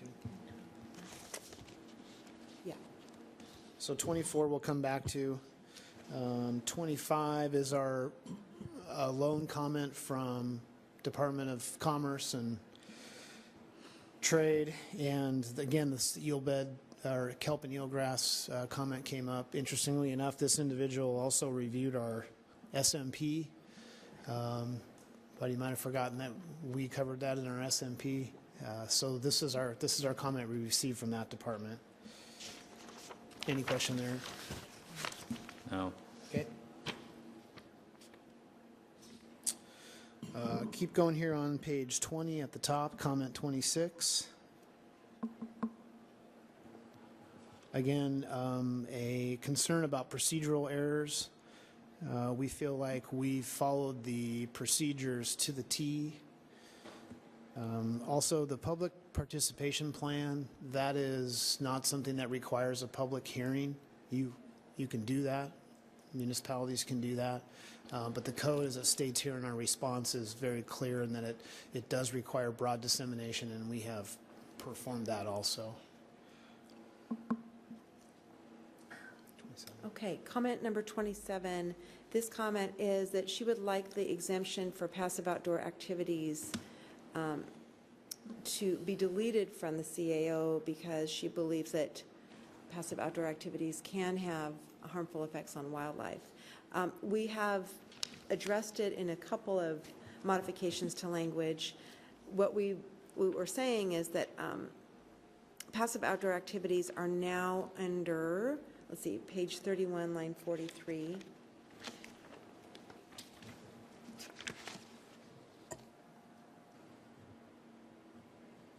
Yeah. Excuse me. Let's see. Sorry, I lost my place. Well, scientific research is under exceptions in page 31, line 43. Do I have this right? Sorry. Yes. Okay. Oh, it says, it's going to be easier for me to read it. The following activities are allowed within a critical area or buffer without a permit as determined by the director. And we list things like surveys, soil logs, scientific research. That includes wetland delineations. We have to dig a 21-inch test pit, things like that are those have never needed a permit. Those are minor and they're filled back in, as soon as they're dug. These kinds of things are allowed. What we did do, though, is on page 34, line 15, we did add to the definition of what a regulated activity is, in addition to alteration of vegetation and a variety of things, we said concentrated recreational or educational use. We added that to address that could have an impact as presented in this comment. It could be a big event that occurs, several times a year in the same place. It's a little bit broad, but it does address that this could be considered a regulated activity. And what does that mean? It means the activities that fall under the CAO. If these things happen, then it could be regulated under the CAO. So that's the new revised language there. Jeff? So, to be topical about this, there was a fuss about ski and cover that. Is that the sort of thing you're talking about where there's going to be, sorry. So there was a fuss about the ski to sea in Chuckanut about the impact on the habitat. Is that the sort of example where there would be a periodic or a massive impact on a particular potential critical area where the city might consider a regulated activity and it would be pulled in? Or is that not what you were thinking? I think that's kind of in the range of from the gist from the comment and sort of what we envisioned, something like that. I'm not saying that is, but that seems like it could be. Just curious. Yeah. It's not intended to prohibit you from taking a stroll in your It's definitely not. No, because buffer. that's the beauty of, Yeah. all these features that we have out here that are supposed to be beneficial to humans too. It's just the really concentrated. If you can think of other language, I'd like to hear it. actually strongly affirm that approach because I was a little bit concerned about that comment and that I think people don't really value or want to protect things they don't know about. And so that's the whole argument over whether you lock down areas and don't allow people in there and then nobody cares about it versus encouraging outdoor observation and wildlife watching. So I think you did a good thing there to Oh, okay. set those boundaries.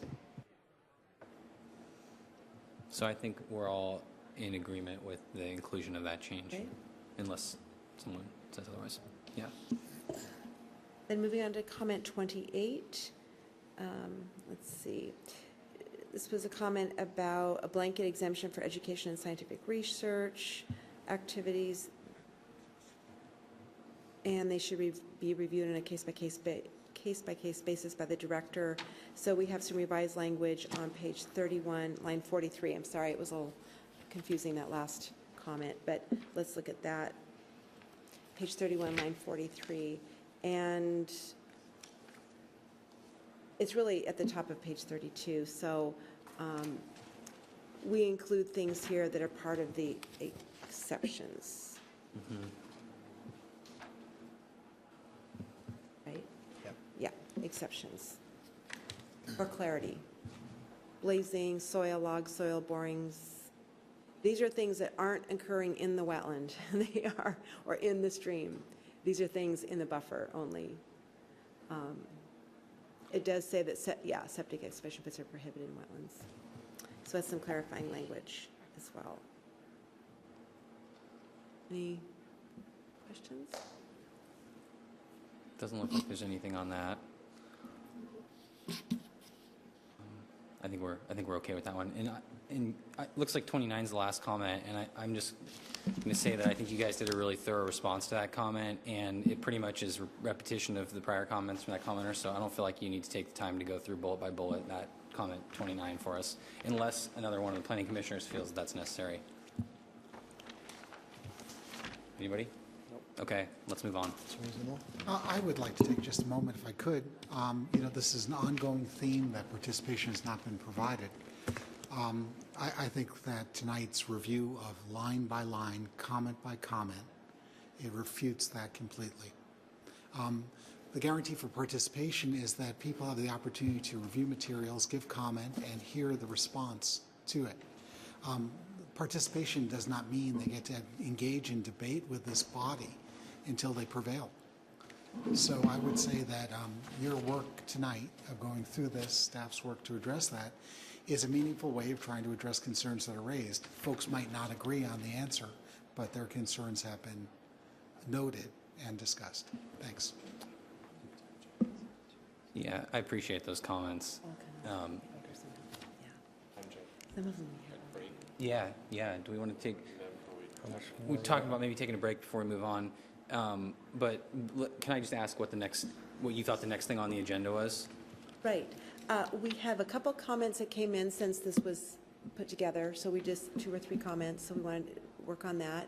And then and then the last thing that we have to present is the other, we kind of skipped over FutureWise and Jeff Midow's comments because the changes rather, excuse me, they're extensive track changes version. So for example, FutureWise did track changes to the whole code. Yeah. And what we've done is where we've agreed and made new language, we have an attachment to, and we just want to touch on those that we haven't touched on yet. And the same for Mr. Midow's comments, and there's probably a couple of pages of those. Yeah, and there's a lot of those, and a lot of them are Scrivener's type stuff and code numbering stuff. So I don't know if I feel like we need to go through it with them one by one like we did this public comment tractor. I'd almost rather do what I think, Steve, you wanted to do first, which was maybe ask us if we have any that we have issue with. And then those that you specifically proposed making changes, maybe we talk about, that aren't just code numbering and things like that. That's the only thing we're going to suggest, yes. Perfect. And that's all, really, we're going to go through the rest of attachment 2. So Okay. that's what, if it's okay with you. Do you guys want to take a quick break and then come back to that, and then we'll hit any public comment? Might be a good time to do it. So it's 45, 44. Come back at 5 till. Okay? 5 to 9. Thank you.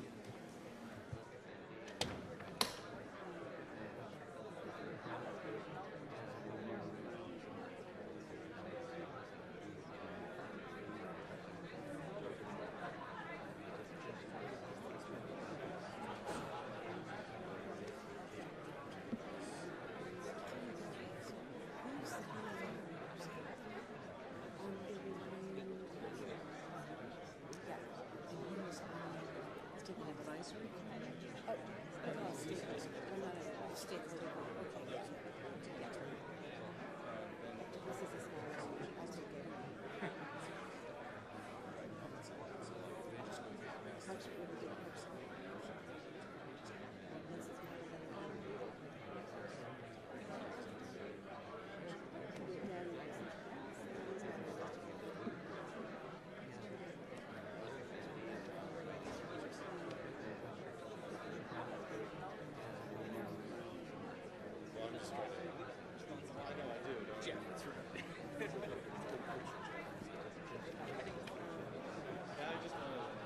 oh, this one I can do.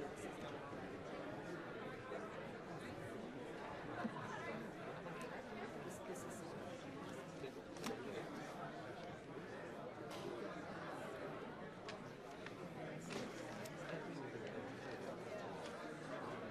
We're going to, we're working still.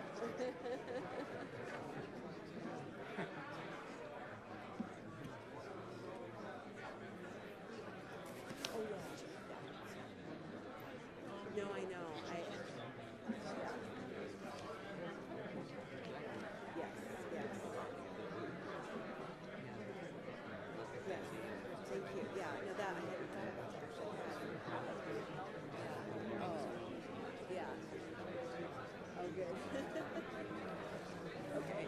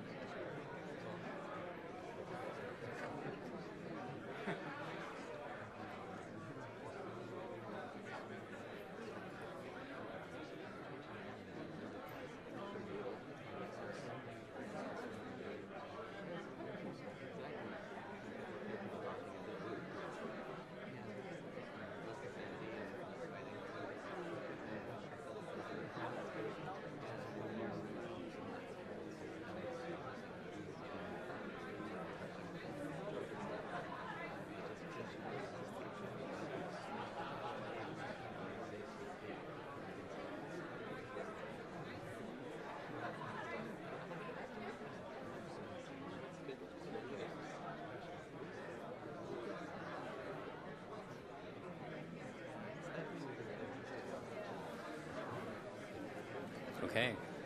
Thanks, everybody. So we had a brief discussion during the break about how to structure this, and I think we're going to, do you guys still want to go through the remaining few public comments that came in after the comment tracker? No, we would respond to those in our follow-up. I can tell you that we've talked with a couple of unless you want to respond to we would like to be able to provide responses to those next time we come back. I can tell you that with a couple of the individuals we've talked over the phone, we understand what the nature of the comments are, and so we'll thoughtfully, consider those when we come back. And you're talking about the packet of the few that came in here. Yeah. Yeah. What we'd like to do, and I think we can be swift with this, is to talk about a couple proposed language changes in attachment 2. And we can move through those. There's really only 2 or 3, I think, that we can talk about. The rest of them have to do with, revised language, clarifying language, et cetera. And I don't feel like we need to spend time going through each of those unless you have questions about those. So I can kick us off if you like. Sure. Okay. So on page 32 at the top, there's a section here about nonconformity and redevelopment. And the comment originated from the Parks Department in that trails were being left out or forgotten about or orphaned when it came to this section. And so they wanted an inclusion of those features in our nonconformity section. And so you can see there right on the end of line 12, we've included the word trails. Right there.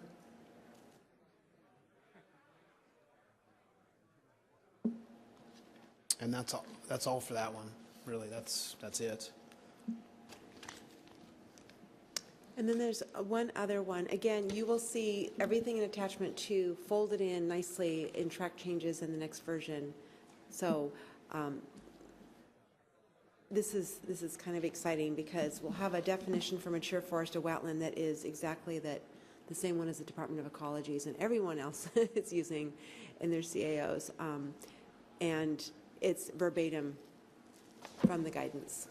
So it defines what a mature forested wetland is. Which page was that on, Kim? Oh, I'm sorry, page 37, the top of page 37, line 2.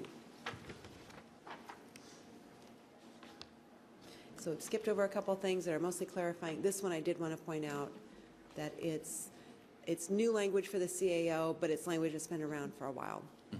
DOE's guidance.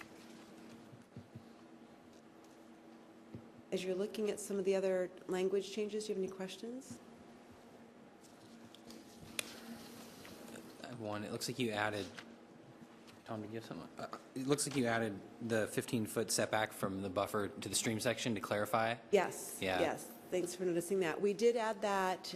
It's in the wetland buffer section. We also added a little bit of flexibility where the director can determine if that can be reduced. I saw that, and Yeah.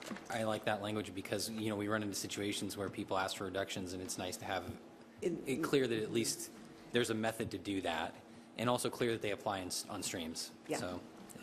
Thank you. Tom, sorry. You're okay. Did anybody else have any specific sections in attachment 2 that they had questions on?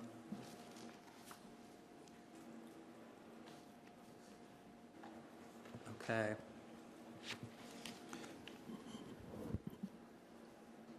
I'd like to say just one thing real quickly about when we meet next.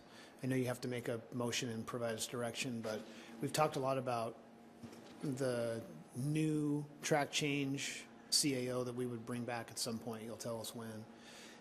We would, within that document, we would specify between the two sets. So we had an original set of changes, right, that you've already looked at, part of our January 15, and we'd come up with a key or a coding system so when you're going through all of them, some are original, and then some are the product of what we've talked about tonight, just so it's clear.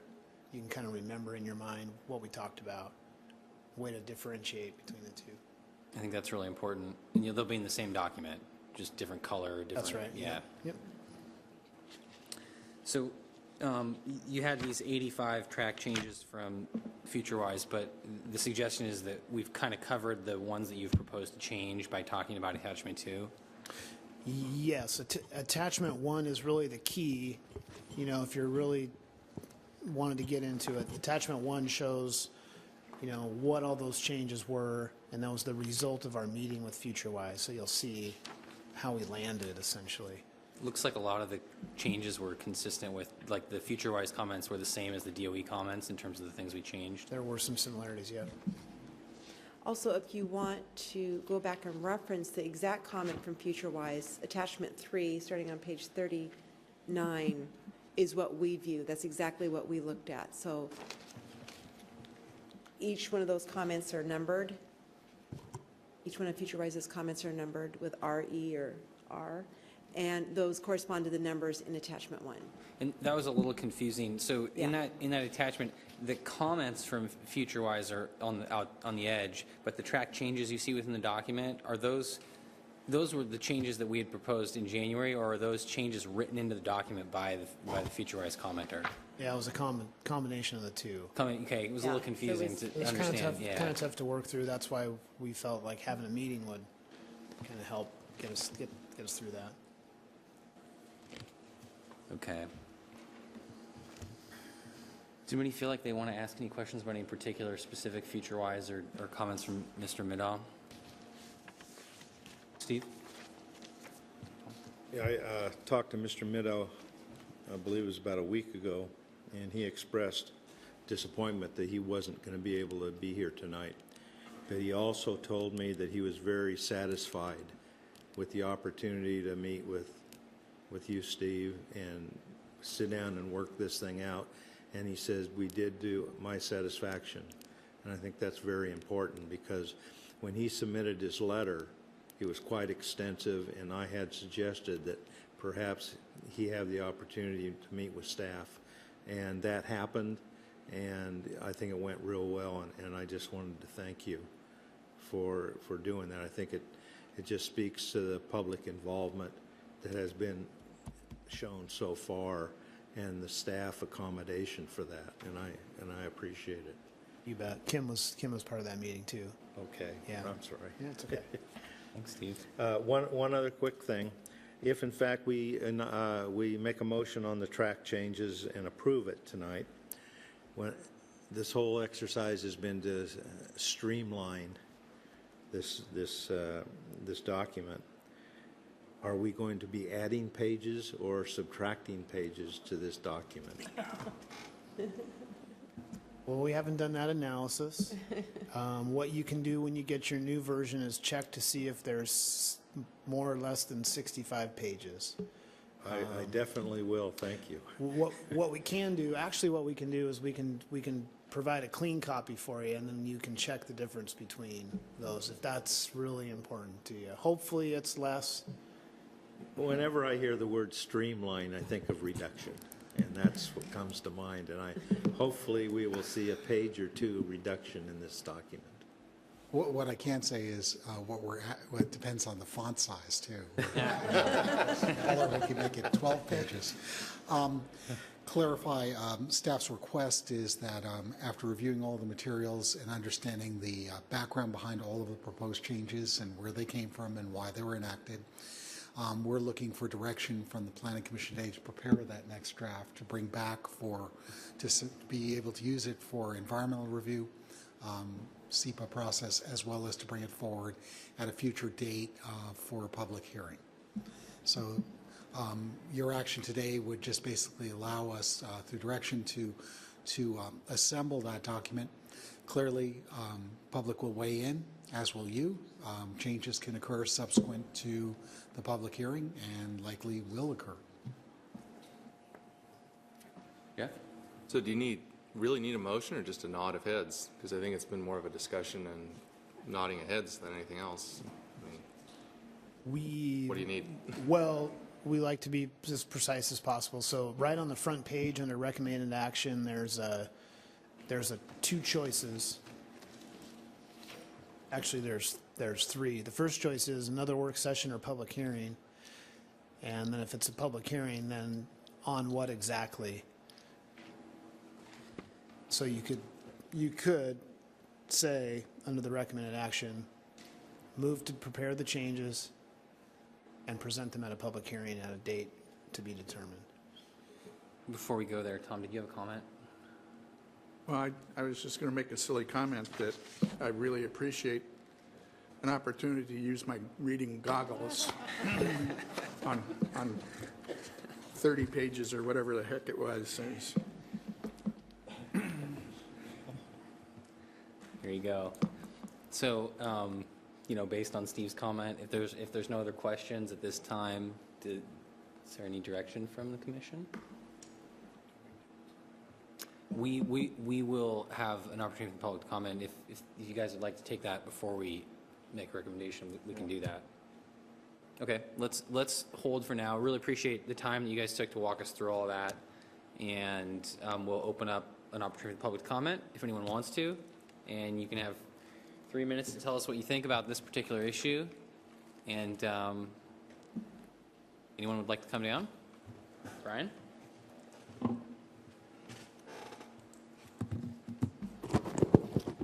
Brian Jones, I'm with Jones Engineers. I was motivated to come down here tonight by the DOE's desire to regulate the smaller wetlands. I just see a huge potential for increased site constraints, putting buffers on those smaller wetlands that then would have to be mitigated. Seems to me it's going to result in just increasing building costs for stuff we're going to fill anyway.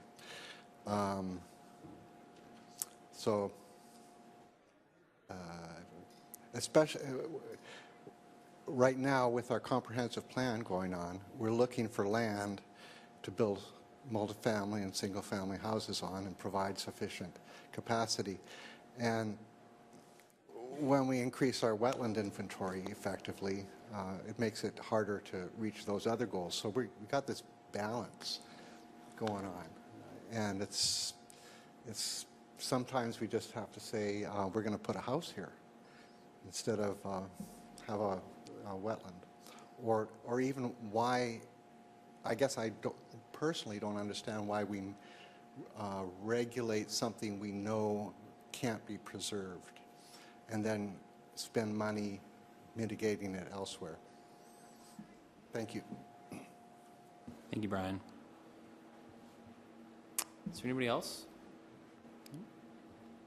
Okay. Sorry to make you wait all that time. Thank you, though. So with that, we'll close the opportunity for public comment and move forward with possibly a recommendation to staff. Anybody?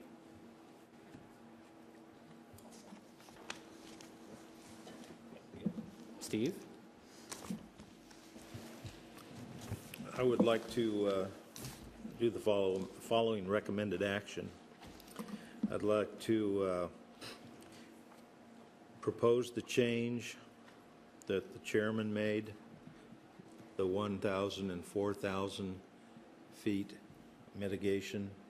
I believe that was your concern, was it? It was regarding the mitigation ratios for wetland banking.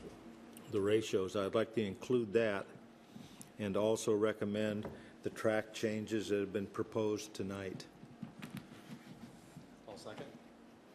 Okay, so there's been a motion to make a recommendation, and there's been a second, and that motion was to recommend to staff to incorporate the change, or at least explore the change that I proposed regarding mitigation bank ratios, and also accept the track changes as staff presented them. And if I may propose an amendment to that, it would be to direct the staff to bring this back to a public hearing. One other item on that was the recommendation between on the bank remediation, I believe. You had made the comment between the bank and the city. That's the one I was talking about, yeah. Oh, okay. But I would like to amend that to include that we ask them to bring it back in a public hearing format. If there's a second for that, we can add it. Second. Okay, thanks. So, I mean, procedurally, we should be doing it that way. So with a motion and a second, can we take a vote on my addition? to add the request for public hearing? Okay, that's all in favor? Aye. Okay, so we'll add that. So now let's have a vote, if there's no discussion on Steve's original motion with my amendment. All those in favor? Aye. Okay, opposed? No? All right. Thank you. So I think that ends our work session. I don't think we have any old or new business on the calendar for tonight. And Rick, is there anything you want to talk about specifically? Just as a director's report, we will anticipate seeing you on the 11th for a lively discussion of urban growth areas and population numbers. Yes, thank you. And Do we again, have any meetings beyond that scheduled at this time? Not at this time.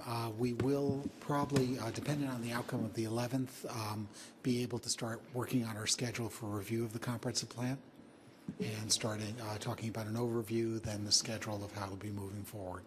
So we won't, we have our sequence prepared, but we haven't assigned dates to see what the outcome of the 11th would be. okay, thanks. And thanks again for all the time and presentation on this. No, thank you. All right. And with that, we will adjourn.